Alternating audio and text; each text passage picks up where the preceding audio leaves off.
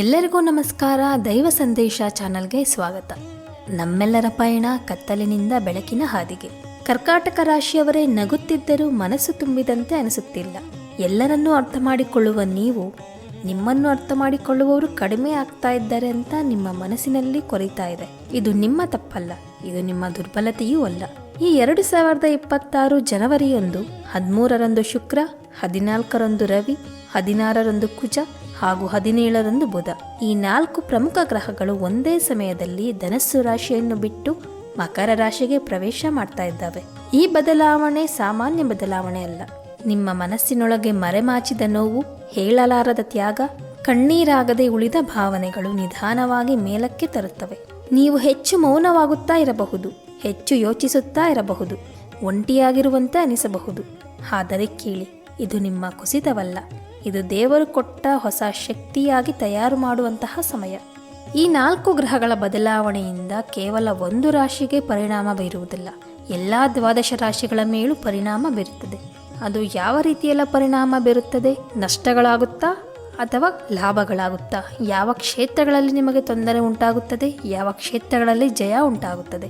ಈ ಗ್ರಹಗಳ ಬದಲಾವಣೆಗಳಿಂದಾಗಿ business, health, education ಎಲ್ಲದರಲ್ಲೂ ಯಾವ ರೀತಿಯೆಲ್ಲ ಪರಿಣಾಮ ಬೀರುತ್ತದೆ ಎಲ್ಲವನ್ನು ಸಂಪೂರ್ಣವಾಗಿ ತಿಳಿದುಕೊಳ್ಳೋಣ.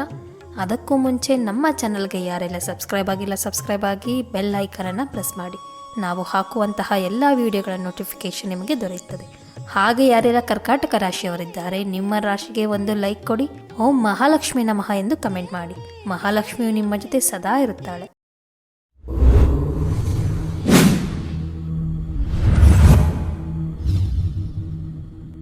ರಾಶಿ ಚಕ್ರದಲ್ಲೇ 4ನೆಯ ರಾಶಿ ಕರ್ಕಾಟಕ ರಾಶಿ.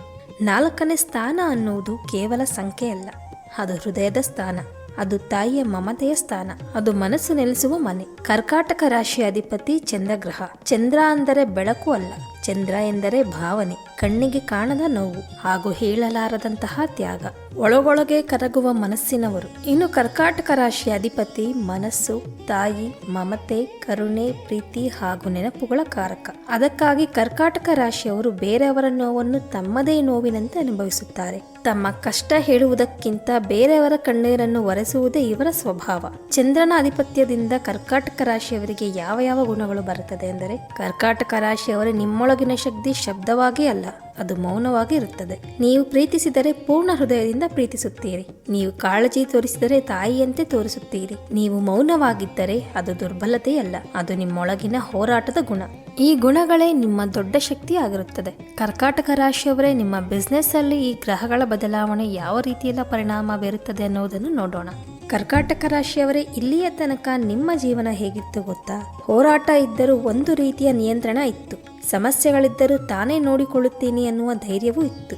ಆದರೆ ಜನವರಿ 13ರ ಒಳಗೆ ನಿಮ್ಮ ಜೀವನ ನಿಧಾನವಾಗಿ ಸಾಗುತ್ತಾ ಇರುತ್ತದೆ. ಕೆಲಸದಲ್ಲಾಗಲಿ, ವ್ಯಾಪಾರದಲ್ಲಾಗಲಿ ಅಥವಾ ಹಣಕಾಸಿನ ವಿಷಯದಲ್ಲಾಗಲಿ ಒಂದು ಹಿಡಿತ ನಿಮ್ಮ ಕೈಯಲ್ಲೇ ಇರುತ್ತದೆ. ಯೋಜನೆ ಮಾಡುವುದಕ್ಕೆ ಟೈಮ್ ಸಿಗುತ್ತದೆ, ನಿರ್ಧಾರಗಳನ್ನು ತೆಗೆದುಕೊಳ್ಳುವುದಕ್ಕೆ ಮನಸ್ಸು ಒಪ್ಪುತ್ತದೆ. ಏನು ಮಾಡಬೇಕು, ಏನು ಮಾಡಬಾರದು ಅನ್ನುವ ಸ್ಪಷ್ಟತೆ ನಿಮಗೆ ಇರುತ್ತದೆ. ಸಣ್ಣ ಸಣ್ಣ ಒತ್ತಡಗಳು ಇದ್ದರೂ ಮನಸ್ಸು ಅಷ್ಟು ಸುಲಭವಾಗಿ ಕುಸಿಯುವುದಿಲ್ಲ. ಆದರೆ ಜನವರಿ 13ರ ನಂತರ ಇಲ್ಲಿ ಕಥೆ ಬದಲಾಗುತ್ತಾ ಹೋಗುತ್ತದೆ. 4 ಪ್ರಮುಖ ಗ್ರಹಗಳು ಒಂದೇ ಸಮಯದಲ್ಲಿ ಧನಸ್ಸು ರಾಶಿಯಿಂದ ಮಕರ ರಾಶಿಗೆ ಪ್ರವೇಶ ಮಾಡ್ತಾ ಇದ್ದಾಗ ಜೀವನದ ವೇಗ ಮಾತ್ರ ಬದಲಾಗಲ್ಲ, ಮನಸ್ಸಿನಲ್ಲಿ ತೂಕ ಬದಲಾಗುತ್ತದೆ. ಒಂದೇ ಕೆಲಸ, ಒಂದೇ ವ್ಯಾಪಾರ, ಒಂದೇ ಕುಟುಂಬ, ಆದರೆ ಏನೋ ಒಂದು ಭಾರ ಅನಿಸುತ್ತದೆ. ಹಣ ಬರ್ತಾ ಇದ್ದರೂ ಕೈಯಲ್ಲಿ ಉಳಿಯದ ಹಾಗೆ ಇರುತ್ತದೆ. ಕೆಲಸ ಮಾಡುತ್ತಾ ಇದ್ದರೂ ತೃಪ್ತಿ ಇಲ್ಲದ ಹಾಗೆ ಇರುತ್ತದೆ. ಜನರ ಜೊತೆ ಇದ್ದರೂ ಒಂಟಿತನ ಅನ್ನಿಸುವ ಹಾಗೆ ಮನಸ್ಸಿನಲ್ಲಿ ಆಗಬಹುದು. ಆದರೆ ಜನವರಿ 13ರ ನಂತರ ತಕ್ಷಣ ಫಲ ಬೇಕು ಅನ್ನುವ ಮನಸ್ಥಿತಿ ಹೆಚ್ಚಾಗುತ್ತದೆ. ಆದರೆ ಫಲ ತಡವಾಗಿ ಸಿಗುತ್ತದೆ. ಇದೇ ಗ್ರಹಗಳ ಬದಲಾವಣೆಯಿಂದ ಆಗುವ ನಿಮ್ಮ ಜೀವನದಲ್ಲಿ ದೊಡ್ಡ ಪರೀಕ್ಷೆ. ವ್ಯಾಪಾರದಲ್ಲಿ ಹಳೆಯ ನಿರ್ಧಾರಗಳು ಮತ್ತೆ ಪರಿಶೀಲನೆಗೆ ಬರುತ್ತವೆ. ಕೆಲವು ಸಂಬಂಧಗಳು ದೂರಾಗುತ್ತವೆ. ಕೆಲವು ಅನಿರೀಕ್ಷಿತ ಜವಾಬ್ದಾರಿಗಳು ಬರುವ ಸಾಧ್ಯತೆಗಳು ಹೆಚ್ಚಾಗುತ್ತದೆ. ಇದು ನಿಮ್ಮ ಶಕ್ತಿಯ ಕೊರತೆ ಅಲ್ಲ, ಇದು ನಿಮ್ಮ ಭಾಗ್ಯ ಕೈಕೊಟ್ಟಿದೆ ಅನ್ನುವುದೂ ಅಲ್ಲ. ಈ ಸಮಯದಲ್ಲಿ ಗ್ರಹಗಳು ಹೇಳುವುದು ಒಂದೇ ಮಾತು: ನಿಧಾನವಾಗಿ ನಡೆ, ಆದರೆ ಆತುರ ಬೇಡ. ಮನಸ್ಸನ್ನು ಹಿಡಿತದಲ್ಲಿ ಇಟ್ಟುಕೋ. ಜನವರಿ 13ರ ನಂತರ ಹೊಸ ನಿರ್ಧಾರಗಳು, ಹೊಸ ಯೋಜನೆ ಹಾಗೂ ಹೊಸ ಮಾತುಕತೆ ಸ್ವಲ್ಪ ಸುಲಭವಾಗಿ ನಡೆಯುತ್ತದೆ. ಜನವರಿ 13ರ ನಂತರ ಅದೇ ನಿರ್ಧಾರಗಳಿಗೆ ಹೆಚ್ಚು ಯೋಜನೆ, ಹೆಚ್ಚು ಸಹನೆ ಹಾಗೂ ಹೆಚ್ಚು ಮೌನ ಬೇಕಾಗುತ್ತದೆ.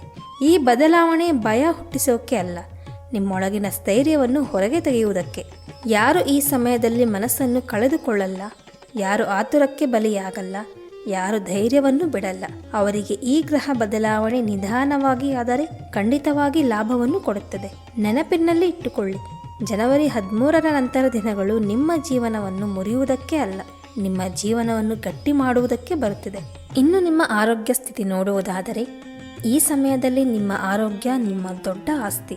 ಜನವರಿ 13ರ ನಂತರ ಗ್ರಹಗಳ ಬದಲಾವಣೆ ದೇಹಕ್ಕಿಂತ ಹೆಚ್ಚು ಮನಸ್ಸಿನ ಮೇಲೆ ಪ್ರಭಾವ ಬೀರುತ್ತದೆ. ನಿದ್ರೆ ಸರಿಯಾಗಿ ಬರುವುದಿಲ್ಲ.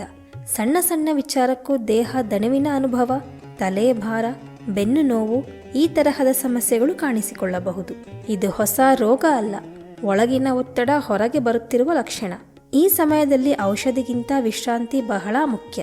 ಆಹಾರಕ್ಕಿಂತ ನಿಯಮ ಬಹಳ ಮುಖ್ಯ. ಚಿಂತಿಸುವುದಕ್ಕಿಂತ ಮೌನ ಬಹಳ ಮುಖ್ಯ. ನಿಮ್ಮ ದೇಹ ನಿಮ್ಮ ಮಾತು ಕೇಳ್ತಿದೆ, ನೀವು ಅದನ್ನು ನಿರ್ಲಕ್ಷ್ಯ ಮಾಡಬೇಡಿ. ಯೋಗ ಪ್ರಾಣಾಯಾಮ ಮಾಡುವುದರಿಂದ ಆರೋಗ್ಯದಲ್ಲಿ ಸುಧಾರಣೆ ಕಾಣುತ್ತದೆ ಹಾಗೂ ಅತಿಯಾಗಿ ನೀರನ್ನು ಕುಡಿಯುವುದರಿಂದ ಆರೋಗ್ಯದಲ್ಲಿ ಸುಧಾರಣೆ ಕಾಣುತ್ತದೆ. ಆರೋಗ್ಯವನ್ನು ನಿರ್ಲಕ್ಷ್ಯ ಮಾಡಬೇಡಿ. ಸಣ್ಣ ಪುಟ್ಟ ಏರುಪೇರು ಆದರೂ ತಕ್ಷಣ ವೈದ್ಯರ ಸಲಹೆಯನ್ನು ಪಡೆದುಕೊಳ್ಳಿ.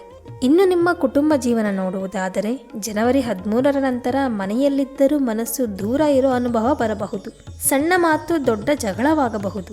ನೀವು ಹೇಳಿದ ಮಾತನ್ನು ತಪ್ಪಾಗಿ ಅರ್ಥ ಮಾಡಿಕೊಳ್ಳಬಹುದು. ಮನೆಯಲ್ಲಿ ಪತಿ ಪತ್ನಿಯ ನಡುವೆ ಮೌನ ಹೆಚ್ಚಾಗಬಹುದು ಅಥವಾ ಮಾತು ಜಾಸ್ತಿ ಆದರೂ ಅರ್ಥ ಕಡಿಮೆಯಾಗಬಹುದು. ಇದು ಪ್ರೀತಿ ಕಡಿಮೆಯಾದ ಸಮಯ ಅಲ್ಲ, ಇದು ಪರೀಕ್ಷೆಗೆ ಒಳಗಾಗಿರುವಂತಹ ಸಮಯ. ಈ ಸಮಯದಲ್ಲಿ ಶಾಂತಿ ಬಹಳ ಮುಖ್ಯವಾದದ್ದು. ಸ್ವಲ್ಪ ತಗ್ಗಿ ನಡೆದರೆ, ಸ್ವಲ್ಪ ಮೌನ ಹಿಡಿದರೆ ಕುಟುಂಬ ಸಂಬಂಧಗಳು ಇನ್ನೂ ಗಟ್ಟಿಯಾಗುತ್ತದೆ. ನೆನಪಿನಲ್ಲಿ ಇಟ್ಟುಕೊಳ್ಳಿ, ಗ್ರಹಗಳು ದೂರ ಮಾಡುವುದಿಲ್ಲ, ಅರ್ಥ ಮಾಡಿಕೊಳ್ಳುವ ಪಾಠ ಕಲಿಸಿಕೊಡುತ್ತವೆ. ನಾವು ಆಡುವ ಮಾತುಗಳು ಇತರರಿಗೆ ನೋವುಂಟು ಮಾಡಬಹುದೇ ಎಂಬ ಗಮನ ಒಂದು ಇದ್ದರೆ ಸಾಕು, ಕುಟುಂಬದಲ್ಲಿ ಸಾಮರಸ್ಯವಿರುತ್ತದೆ. ಇನ್ನು ನಿಮ್ಮ ಶಿಕ್ಷಣ ನೋಡುವುದಾದರೆ ಈ ಸಮಯದಲ್ಲಿ ವಿದ್ಯಾರ್ಥಿಗಳ ಮನಸ್ಸು ಒಂದೇ ಕಡೆ ನಿಲ್ಲುವುದಿಲ್ಲ. ಓದಲು ಕೂತರೆ ಗಮನ ಹರಿಯುವುದಿಲ್ಲ. ಸಣ್ಣ ವಿಷಯಕ್ಕೂ ಆತಂಕ ಶುರುವಾಗುತ್ತದೆ. ನನಗೆ ಆಗುತ್ತಾ ಅನ್ನುವ ಭಯ ಬರಬಹುದು. ಆದರೆ ಕೇಳಿ, ಇದು ಬುದ್ಧಿ ಕಡಿಮೆಯಾದ ಲಕ್ಷಣ ಅಲ್ಲ, ಮನಸ್ಸು ಹೆಚ್ಚು ಭಾರ ಹೊತ್ತಿರುವ ಸೂಚನೆ. ಜನವರಿ 13ರ ನಂತರ ವೇಗಕ್ಕಿಂತ ಸ್ಥಿರತೆ ಬಹಳ ಮುಖ್ಯ. ಹೋಲಿಕೆಯನ್ನು ಮಾಡಬೇಡಿ, ಆತುರವನ್ನು ಪಡಬೇಡಿ. ನಿಧಾನವಾಗಿ ಓದಿದ ಪಾಠ ಈ ಸಮಯದಲ್ಲಿ ಗಟ್ಟಿಯಾಗಿ ಉಳಿಯುತ್ತದೆ. ಈ ಕಷ್ಟದ ಸಮಯ ದಾಟಿದ ಮೇಲೆ ನೀವು ನಿಮ್ಮನ್ನೇ ಹೆಮ್ಮೆ ಪಡುವಂತಹ ಸಮಯ ಬರುತ್ತದೆ. ನಂಬಿಕೆ ಇಡಿ, ಈ ಪರೀಕ್ಷೆ ನಿಮ್ಮನ್ನು ಸೋಲಿಸಲು ಅಲ್ಲ, ನಿಮ್ಮನ್ನು ಇನ್ನಷ್ಟು ಗಟ್ಟಿ ಮಾಡಲು ಬರುತ್ತಿದೆ. ನಿಮ್ಮ ಶಕ್ತಿಯನ್ನು ಅರಿಯಲು ಬರುತ್ತಿದೆ. ಕರ್ಕಾಟಕ ರಾಶಿಯವರೇ, ಈ ಕಾಲ ನಿಮಗೆ ಭಾರವಾದಂತೆ ಅನಿಸಬಹುದು. ಮನಸ್ಸು ಬೇಗ ನೋವಿಗೆ ಒಳಗಾಗಬಹುದು. ಭಾವನೆಗಳು ಮಾತಿಗಿಂತ ಜಾಸ್ತಿ ಕೆಲಸ ಮಾಡಬಹುದು. ಆದರೆ ನೆನಪಿನಲ್ಲಿ ಇಟ್ಟುಕೊಳ್ಳಿ, ಈ ಗ್ರಹಗಳ ಬದಲಾವಣೆ ನಿಮ್ಮನ್ನು ಮುರಿಯುವುದಕ್ಕೆ ಅಲ್ಲ, ನಿಮ್ಮೊಳಗಿನ ತಾಳ್ಮೆ, ಪ್ರೀತಿ ಮತ್ತು ಶಕ್ತಿಯನ್ನು ಇನ್ನಷ್ಟು ಗಟ್ಟಿ ಮಾಡುವುದಕ್ಕೆ ಬರ್ತಿದೆ.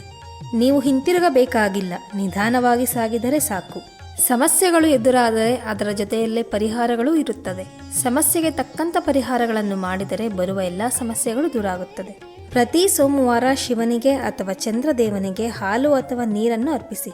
ಮನಸ್ಸಿನಲ್ಲಿ ಒಂದು ಮಾತನ್ನು ಹೇಳಿ, ನನ್ನ ಮನಸ್ಸಿಗೆ ಶಾಂತಿ ಕೊಡು ಎಂದು. ಆಗ ಬರುವ ಸಮಸ್ಯೆಗಳಿಂದ ಕೊಂಚ ಮಟ್ಟಿಗೆ ಪಾರಾಗುತ್ತೀರಿ. ನೀರನ್ನು ಗೌರವಿಸಿದಷ್ಟು ಚಂದ್ರನ ಕೃಪೆ ನಿಮ್ಮ ಮೇಲೆ ಉಳಿಯುತ್ತದೆ.